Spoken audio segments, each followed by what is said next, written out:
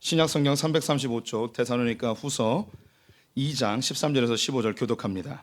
주께서 사랑하시는 형제들아, 우리가 항상 너희에 관하여 마땅히 하나님께 감사할 것은 하나님이 처음부터 너희를 택하사 성령의 거룩하게 하심과 진리를 믿음으로 구원을 받게 하심이니, 이를 위하여 우리의 복음으로 너희를 부르사 우리 주 예수 그리스도의 영광을 얻게 하려 하심이니라. 함께 읽습니다.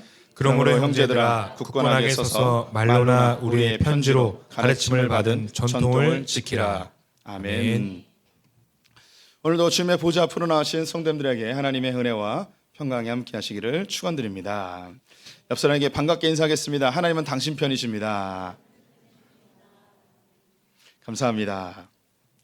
우리 연초부터 인간의 제일된 목적이 무엇인지에 대하여 함께 나누고 있습니다. 인간의 제일된 목적은 하나님을 영화롭게 하고 그분을 즐거워하는 것입니다. 모든 자녀들이 부모님에게 기쁨이 되고 싶고 인정받고 싶고 칭찬받고 싶어 하듯이 모든 하나님의 백성들은 하나님께 칭찬받고 하나님을 기쁘게 해드리고 싶은 욕구가 형성됩니다. 그 경중의 차이는 있지만 모든 하나님의 자녀들은 하나님을 영화롭게 하고 싶고 하나님을 기쁘게 해드리고 싶은 마음을 가지게 되죠. 이렇게 어떻게 그러면 하나님을 기쁘게 해드릴 수 있는가, 하나님을 즐거워할 수 있는가에 대한 이야기에서 그 우리의 기쁨의 대상인 영광의 대상인 하나님이 누구이신지 먼저 알아야 함을 말씀드렸습니다. 이 하나님은 삼위일체 하나님으로 온전한 사귐과 온전한 교제, 사랑의 공동체를 이루고 계신 분이시죠. 그래서 지난 6개월 동안 하나님이 어떤 분인지 함께 살펴보았습니다. 성부 하나님, 성자 예수님, 성령 하나님에 대해서 보았는데요. 이제 7월 달부터 남은 하반기 동안에는 그러면 누가 하나님께 영광을 돌리는가에 대한 이야기를 해보겠습니다. 그럼 누가 하나님께 영광을 돌리는가? 바로 우리가 하나님께 영광을 돌리는 거겠죠. 즉 인간에 대한 이야기, 사람에 대한 이야기를 해보겠습니다. 그런데 우리가 인간이 사람이 하나님께 영광을 돌리는데 모든 사람이 하나님께 영광을 돌리는가? 그렇지는 않은 것 같습니다. 성경은 구원받은 자들이 하나님께 영광이 된다고 선포하고 있죠. 구원받은 자들이 하나님께 영광을 돌리고 구원받은 자들이 하나님을 즐거워하게 되어 있습니다. 그러면서 질문 하나 해보겠습니다. 우리 성도님들은 구원 받으셨습니까? 네, 감사합니다. 이 질문에 우리 성도님들은 무조건 아멘으로 대답해 주셔야 됩니다. 다시 한번 질문해 보겠습니다. 우리 성도님들은 구원 받으셨습니까? 네, 감사합니다. 주의 이름을 부르는 자는 구원을 얻으리로다. 찬송으로도 유명하죠. 주의 이름을 부르는 자는, 저는 대문자 아이예요. 되게 지금 부끄럽게 부르고 있습니다.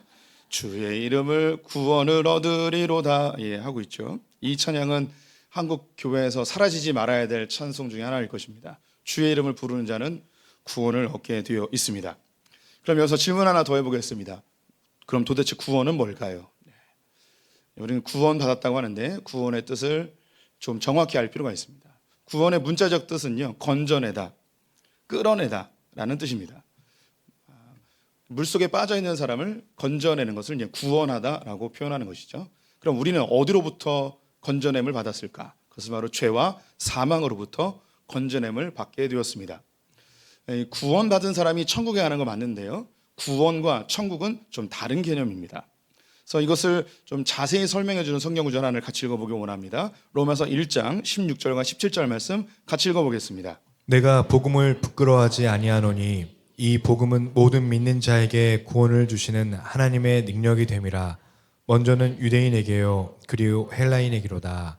복음에는 하나님의 의가 나타나서 믿음으로 믿음에 이르게 하나니 기록된 바 오직 의인은 믿음으로 말미암아 살리라 함과 같으니라.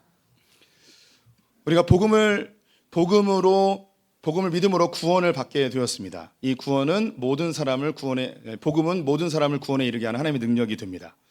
이 복음이 우리를 구원으로 인도해 가게 됩니다. 우리 성도님들이 복음을 들음으로 구원에 이르게 되는데요. 근데 이 구원이 천국까지 가는 것은 아니라고 말씀드렸죠. 그래서 구원의 시작과 구원의 완성이 있습니다.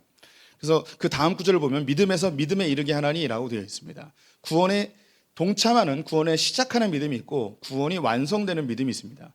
그래서 이 구원의 순서들이 있는데요. 우리 믿음의 선배님들이 성경 전체를 보면서 구원의 이 순서들을 잘 정리해서 우리에게 유산으로 남겨주었습니다. 이것을 9단계로 우리 장로교에서는 설명을 하는데요. 그래서 구원의 서정이라고 이야기합니다. 소명, 중생, 믿음, 회심, 칭의, 양자, 성화, 견인, 영화, 이렇게 9단계로 되어 있습니다. 이것이 모두 구원입니다.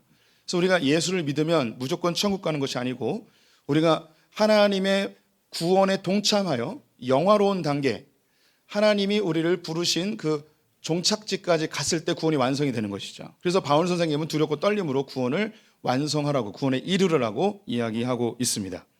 그래서 이 구원에 대한 이야기를 이제 4주 동안 진행할 텐데요. 9가지를 다 보기는 어렵고요. 그중에 4개만 추려서 보도록 하겠습니다. 그중에 첫 번째 부르심, 소명에 대한 이야기를 함께 해보겠습니다. 오늘 본문 2장 14절 말씀을 다시 한번 읽어보도록 하겠습니다. 이를 위하여 우리의 복음으로 너희를 부르사 우리 주 예수 그리스도의 영광을 얻게 하려 하심이니라. 복음으로 우리를 부르셨다고 합니다. 예수 그리스도의 복음으로 우리 성도님들이 하나님의 부르심을 받았습니다.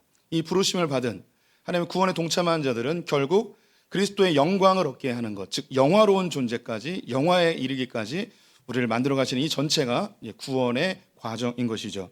우리를 그럼 어떻게, 왜, 또 무엇 때문에 부르셨는지 이 부르심에 대한 이야기를 함께 나눠보겠습니다. 우리 성도님들이 이 부르심은 한문으로 소명이라고요, 영어로는 콜링이라고 이야기합니다. 구원의 시작을 의미하고요, 복음으로써 우리가 부름을 받게 되었습니다.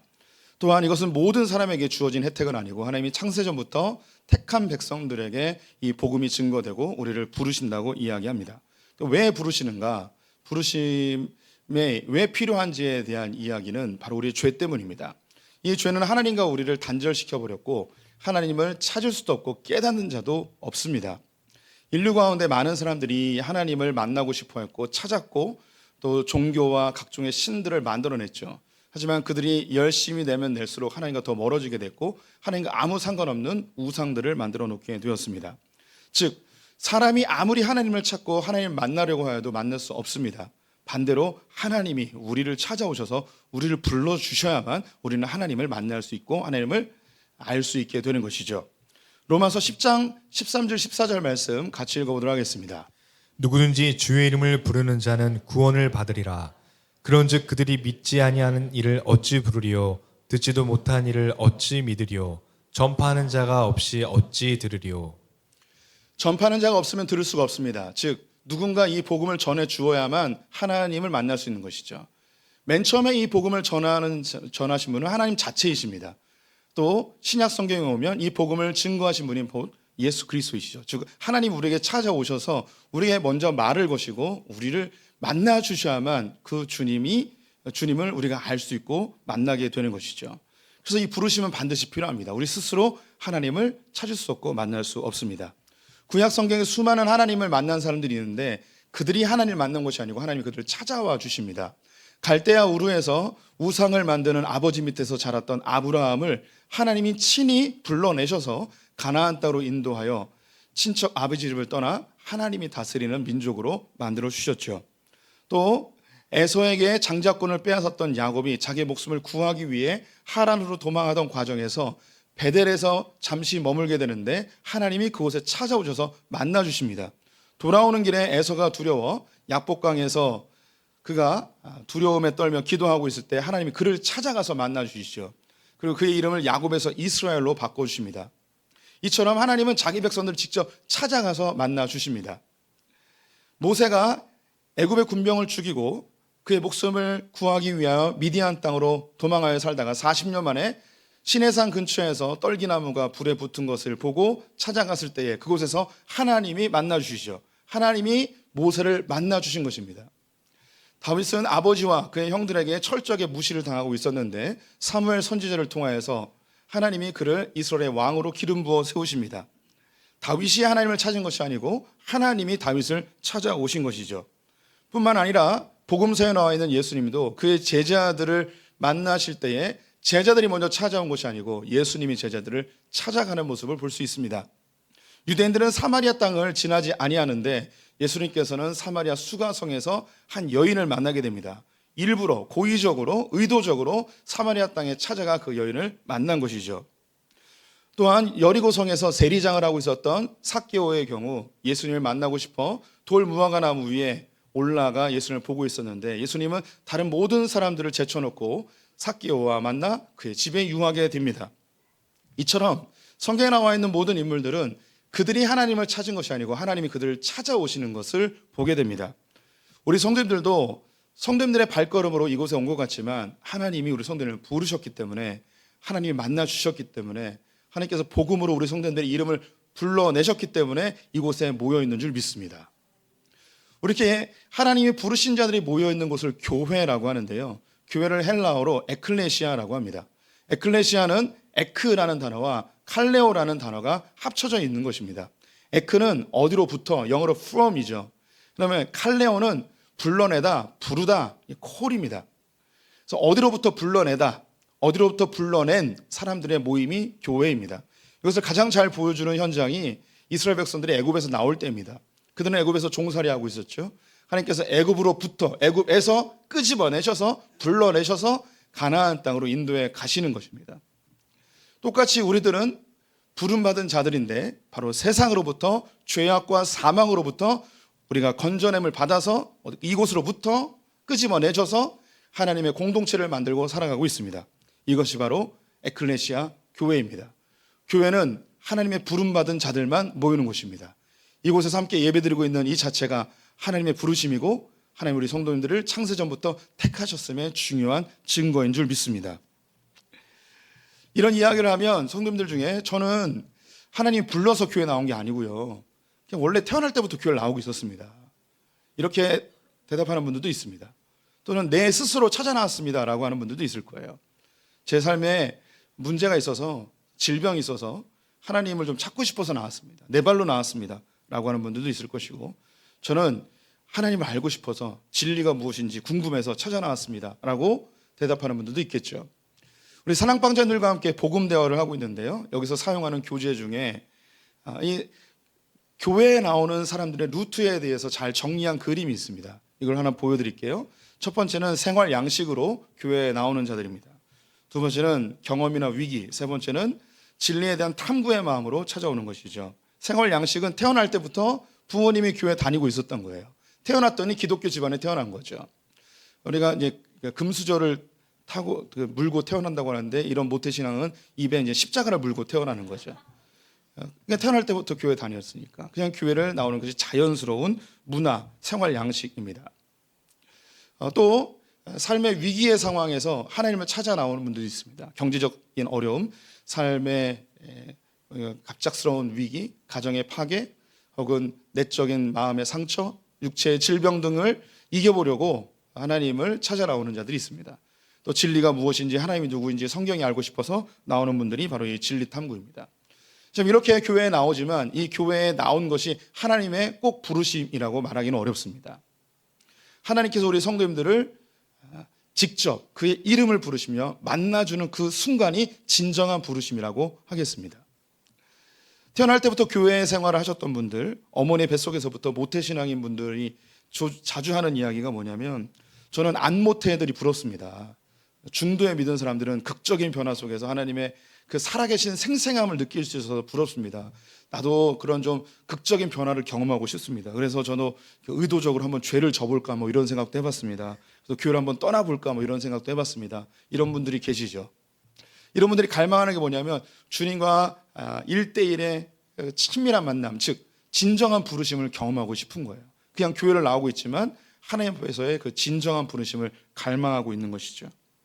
그런데 아직 이런 부르심을 경험하지 못한 모태신앙들, 어릴 때부터 신앙생활 하신 분들이 있다면 두려워하거나 걱정하지 마십시오.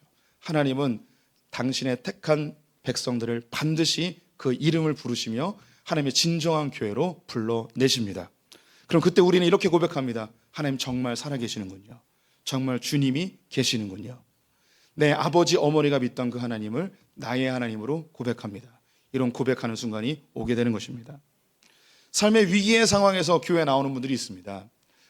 80년대, 90년대에는 한국 교회에 많은 기도원들이 있었는데 이 기도원들에서 치유 집회들 많이 있었죠.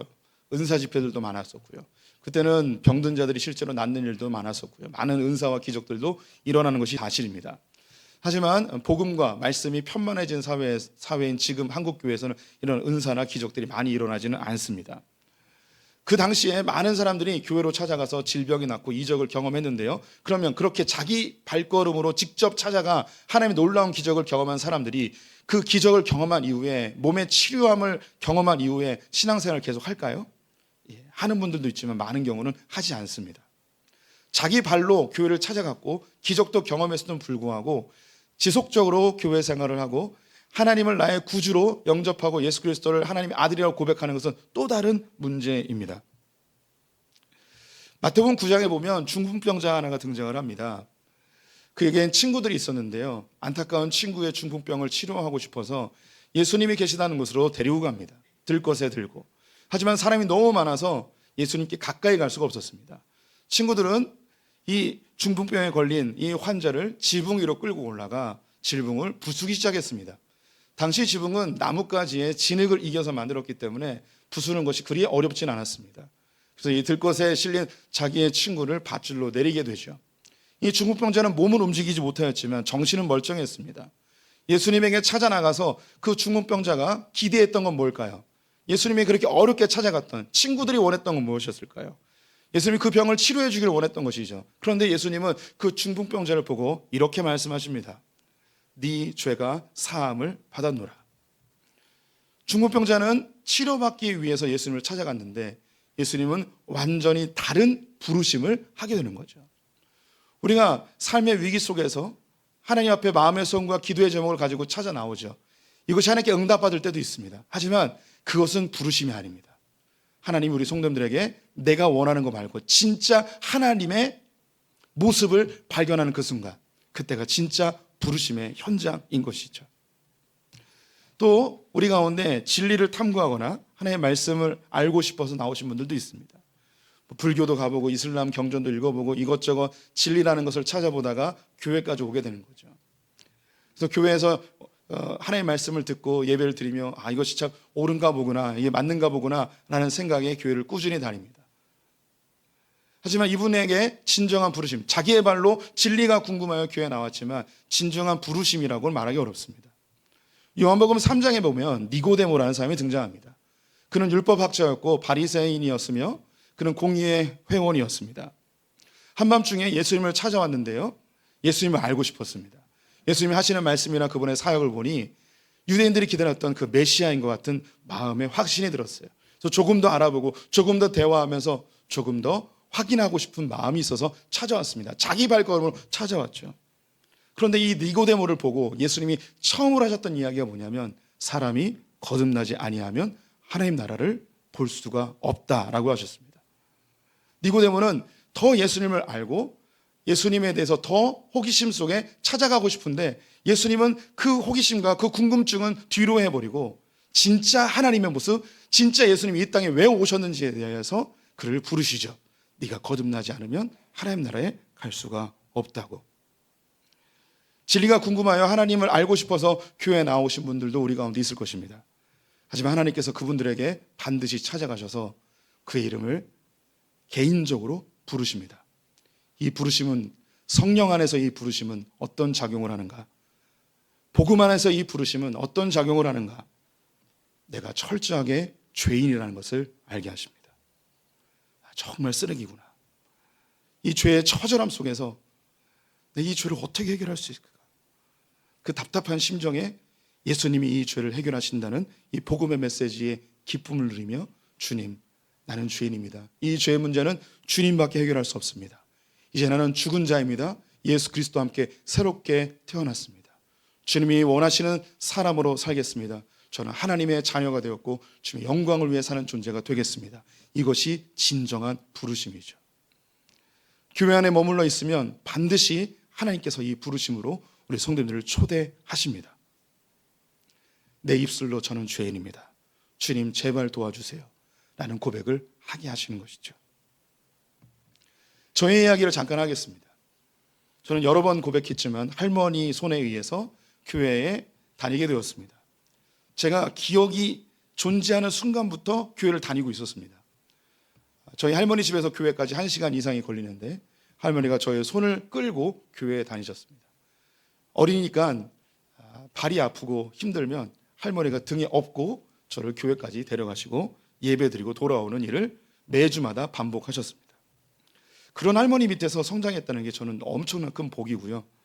은혜라고 생각이 듭니다. 시골에 살다가 시내로 이사를 하게 되었는데 시내로 이사하면서 마땅히 교회를 정하지 못해서 2년 동안 교회를 다니지 못하게 되었습니다. 중3 때 제 친구가 한 교회 목사님의 아드님이었는데 자기 교회에서 문화의 밤을 한다고 저를 초대하였습니다.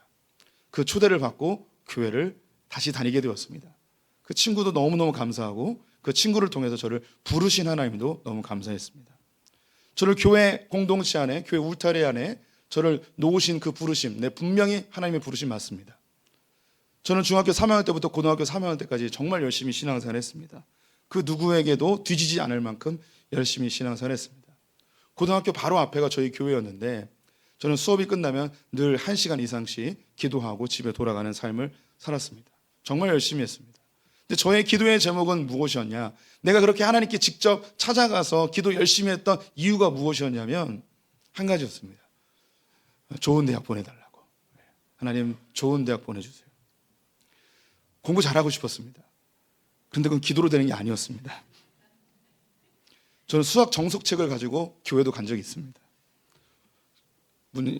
정석책을 펴놓고 주님 안 풀려요. 도와주세요. 성문 종합 용어 가지고 가서 이게 해석이 안 됩니다. 제발 좀 도와주세요. 이렇게 기도하며 하나님 옆에 매달렸던 세월이 있었습니다. 안타깝게도 저는 저를 객관화하지 못하고 저의 실력보다 더 높은 대학을 갈망하며 기도했고 당연히 못 가게 되었죠. 우리의 목표는 좀 낮는 게 좋은 것 같습니다. 굳이 높이 해서 저는 참 큰 실패감을 맛보게 되었고 대학 내내 그 실패감 속에 살았습니다. 대학교 생활이 원하는 대학에 가지 못함으로 인하여서 늘 마음속에 패배감이 자리 잡고 있었기 때문에 이것을 극복할 수 있는 방법은 뭐였냐면 내가 무조건 성공해야 된다는 생각이었습니다. 돈을 많이 벌고 사람들이 인정할 만한 위치에 올라서 성공한 사람이 되어야겠다는 생각을 가졌죠.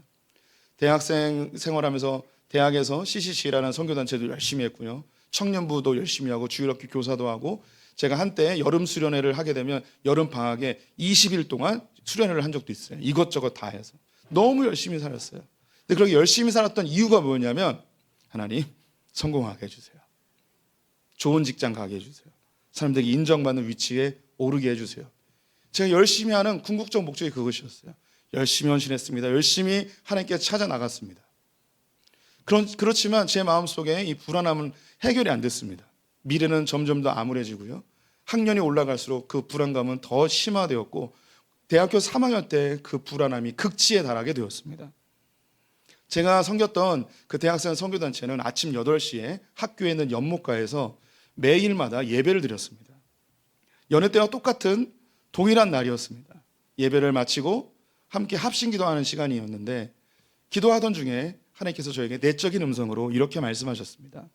창현아, 너 미래가 불안하지? 내가 너에게 구원을 줄 테니까 너 평생 청소부로 살래? 라고 이야기하셨어요. 제가 청소부라는 직업을 폄하하는 게 아니고 성공을 추구하는 저에게 그 반대의 가장 대척점에 있는 직업으로서 하나님이 청소부라는 것을 저에게 제시하신 것이죠. 내가 너에게 구원을 줄 테니까 평생 청소부로 살래? 이것은 성공을 포기하고 살라는 것이죠. 제가 수년 동안 갈망했던 그 성공을 포기하고 구원을 얻으라는 거였습니다. 우리 성도님들에게 비슷한 질문을 할 수 있습니다. 취업을 앞에 두고 있는 우리 청년들에게 내가 너에게 구원을 줄 테니까 평생 무직으로 살아라. 그러면 아멘 하시겠습니까? 혹은 내가 너에게 구원을 줄 테니까 평생 월세방에 살아라. 아멘이 되시겠습니까? 이미 삶을 좀 이루신 분들에게 내가 너에게 구원을 줄 테니까 너 집 팔아서 나에게 헌금해라. 아멘. 아무도 없네요. 저도 그랬습니다. 내가 너에게 구원을 줄 테니까 너 평생 청소부로 살래? 하나님의 그 느닷없는 질문에 저는 대답할 수가 없었습니다. 저는 깜짝 놀랐습니다. 내가 구원보다 내 성공을 더 높이 두고 있었구나. 그걸 깨닫는 순간 그 자리에 주저앉아 버리고 말았습니다. 사람들이 다 있는 데서 학교 등굣길이었습니다. 9시면 첫 수업인데 많은 사람들이 올라가고 있었습니다. 그 자리에 주저앉아서 무릎 꿇고 사람들이 다 보는 앞에서 엉엉대며 울기 시작했습니다. 그 눈물은 뭐였냐면, 하나님, 나 정말 쓰레기군요. 정말 형편없는 놈이군요. 내가 하나님을 이용하고만 있었군요. 그 순간 저는 하나님의 진정한 부르심을 받게 됐죠. 그래서 하나님께 고백했습니다. 한참 울고 나서, 하나님, 나에게 구원을 주신다면 나 청소부로 살 수 있습니다. 나 그렇게 살겠습니다 라고 고백을 했죠. 그리고 나서 저는 청소에 관련된 책을 찾아보기 시작했습니다. 저는 학습을 책으로 하거든요. 그래서 저는 그때까지 청소 사업에 대해서 잘 몰랐어요. 그런데 이미 선진국은 이 청소 사업이 엄청난 큰 비즈니스라는 걸 알게 되었습니다. 그 중에 서비스의 달인이라는 책을 보게 됐어요. 이건 미국의 가장 큰 청소업체 중에 하나의 CEO가 쓰신 책인데, 그분이 크리스찬이에요. 그래서 자기의 사업이 어떻게 확장되고 그리고 청소를 어떤 마인드로 했는지에 대한 그런 책이었습니다. 그 책을 보고서, 주님, 제가 우리나라에서 가장 유능한 청소업체를 만들겠습니다, 뭐 이런 꿈을 꾸면서 생활했습니다. 그런데 주님은 저를 목사로 만드셨죠. 그런데 저는 지금 생각해 보면 같은 직종에 있는 것 같아요. 쓰레기 같은 영혼들을 모아서 하나님께 인도하는 비슷한 직종이 아닐까 싶습니다. 좀 농담을 좀 섞었고요. 하나님 반드시 내가 하나님을 열심히 섬기는 것 같고 내가 주님을 찾아가는 듯하지만, 하나님께서는 우리 성도님들을 진정한 하나님 앞에 설 수 있도록 부르신다는 거예요. 하나님 우리를 왜 부르실까요? 부르심의 목적이 무엇일까요? 이미 답은 이야기했습니다. 복음으로 우리를 부르시고 그리스도의 영광에 참여하게 하기 위함, 우리를 영화롭게 하기 위해서입니다. 예수님께서 제자들을 부르셨죠. 제자들이 어부를 하고 있었습니다. 그 부르신 제자들을 향해서 외치십니다. 나를 따르라. 이제는 너희가 사람을 낚는 어부가 되리라. 이전까지 그들은 자기의 먹고 사는 문제를 위해서 일했던 자였는데, 이제 하나님 나라와 영광을 위하여 영혼을 구원하는 일에 동참시키겠다는 거죠. 그들이 신앙이 없었던 자들이 아니었습니다. 하나님을 갈망했던 자들이었죠. 근데 그들은 자기의 배를 위하여 일한 자였습니다. 하지만 이제는 하나님 나라를 위해서 일어난 자들로 바꾸시겠다는 것이죠. 하나님 영광을 위해서 사는 자들로 바꾸시겠다는 것입니다. 하나님 이스라엘 백성들을 애굽에서 건져내셨습니다. 그들은 바로의 종의 삶을 살고 있습니다. 노예의 삶을 살고 있었죠. 하나님께서 그들을 불러내셔서 가나안 땅으로 인도하여 하나님의 법과 질서로 다스려지는 하나님 나라를 만들기로 작정하시고 그들을 그곳에 옮겨 놓으셨습니다. 만약에 우리 성도님들이 하나님이라면 많은 민족과 많은 나라들 중에 하나님이 다스리는 나라, 하나님의 법과 말씀으로 통치되는 하나님 나라를 만든다면 어떤 민족, 어떤 나라를 선택하시겠습니까? 우리는 애국심이 많으니까 대한민국이요 라고 말하는 분들도 있겠죠. 우리 성도님들이 하나님이라면 어쩌면 가장 강한 나라, 가장 유능한 나라, 가장 땅이 넓은 나라, 뭐 이런 것을 선택해야 되지 않겠습니까? 이것이 세상적 기준일 것입니다. 그런데 하나님께서 하나님 나라를 만들기 위하여 선택한 민족은 어떤 것이었는가? 애굽에서 종살이하고 있는 이름도 알 수 없는 민족을 선택하셨습니다. 그런 군사적 훈련을 한 번도 받아본 적이 없습니다. 그들에게는 땅이라는 것은 한 평도 존재하지 않았던 자들이었죠. 그들을 끄집어내셨습니다. 그들을 향한 목적과 계획이 있었죠. 그들이 광야 40년 생활을 보내면서 그들은 하나님께 불평하고 원망하고 주님께 불순종하며 하나님을 떠나버리겠다고, 애굽으로 돌아가겠다고 수없이 고백했지만 하나님 그들을 다시 용서하고 기다리고 그들을 교훈하셔서 결국은 가나안 땅까지 인도하여 하나님 나라를 이루어 내셨습니다. 아무것도 없는 형편없는 이스라엘을 그렇게 인도하여 불러내셔서 하나님 나라를 만드신 것, 이스라엘 자체가 영원하어지고 하나님 자체도 영화로워지는 것이죠. 지난 한 주 한국을 뜨겁게 달궜던 뉴스 중에 하나가 축구협회가 국가대표팀 감독을 선임하는 일이었습니다. 다 아시리라고 생각이 듭니다. 외국인 감독들을 여러 접촉했지만 잘 안 됐다 이야기하며 홍명보 감독을 선임하였습니다. 이 일로 인해서 많은 뉴스들이 쏟아져 나오고 루머들도 많이 쏟아져 나왔습니다. 그 중에 한 가지가 축구협회 특정 대학에 사람들이 많이 있어서 홍명보 감독을 선임했다는 이야기도 있었습니다. 네, 이것은 어제 오늘 이야기는 아닙니다. 고질적인 한국의 문제이기도 하죠. 2002년 월드컵 때 히딩크 감독이 와서 그 학벌 지원을 다 끊어버리고 소위 요즘 말로 듣보잡을 뽑기 시작했습니다. 그 중에 한 명이 박지성이죠. 축구로서 전혀 유명하지 않은 대학에서 들어보지도 못했던 한 젊은 선수를 스카우트해서 뽑아서 불러내서 그를 키웠고 그는 전 세계적인 축구 선수로 성장하게 되었습니다. 사람들은 왜 그런 보잘것없는 듣보잡을 뽑아서 국가대표 시키냐고 비난을 일삼았죠. 하지만 그를 기다려주고 격려해주고 위로해주고 훈련시켜서 그를 위대한 선수로 만들었더니 박지선 자체도 영어로워지고 히든크도 영어로워지게 되었습니다. 우리 성도님들이 하나님께 부름받은 주님의 자녀들입니다. 주님 왜 부르셨을까요? 우리에게 뭐 대단한 좋은 것들이 있었을까요? 제가 우리 성도님들에 대해서 좀 비하하듯이 쓰레기 영혼들이 이야기했는데 우리 다 쓰레기 아닙니까? 이 세상에서 뭐 인정받는 거 있나요? 그래서 주님께서 우리를 부르셨어요. 사탄들은 하나님을 향해서 지적질하며 이야기할 겁니다. 저런 놈을 왜 선택하셨냐고, 저런 쓰레기 같은 놈을 왜 불러내셨냐고, 저렇게 죄인을, 저렇게 쓸모없는 놈을, 하나님을 또 배반하고 또 욕하고 또 저주하고 또 떠나버리고 주님의 마음에 또다시 못질을 하는 저런 놈을 왜 불러냈냐고 이야기하겠죠. 하지만 주님은 또 참으시고 또 참으십니다. 이것을 하나님의 견인이라고 합니다. 견인은 견뎌내고 인내한다는 거예요. 우리가 영화로워질 때까지 절대 포기함이 없이. 그래서 성경은 이렇게 선포합니다. 하나님의 은사와 부르심에는 후회함이 없으시다고. 나 같은 놈을 불러내서 끝까지 참으시며 견뎌내시며 우리를 하나님의 나라까지 인도하시면 우리가 영화로워지고 우리를 택하신 그 하나님도 영화로워지는 것이죠. 교회 공동체로 부름받은 성도님들 하나님께 감사하시기 바랍니다. 더불어 하나님의 그 실체의 모습을 아직 발견하지 못하신 분들 갈망하시고 기다리십시오. 하나님 우리 성도님들을 반드시 찾아가실 것입니다. 그때에 아멘 주님 맞습니다. 저는 죄인입니다. 주님 없으면 살 수가 없습니다. 주님 뜻대로 살겠습니다. 내 힘으로 살아봤지만 아무것도 안 됐습니다. 나를 이끌어 주시고 나를 완성시켜 주십시오 라고 고백하는 우리 성도님들 되시기를 진심으로 축원드립니다. 하나님 우리를 주의 자녀로 부르주시니 감사합니다.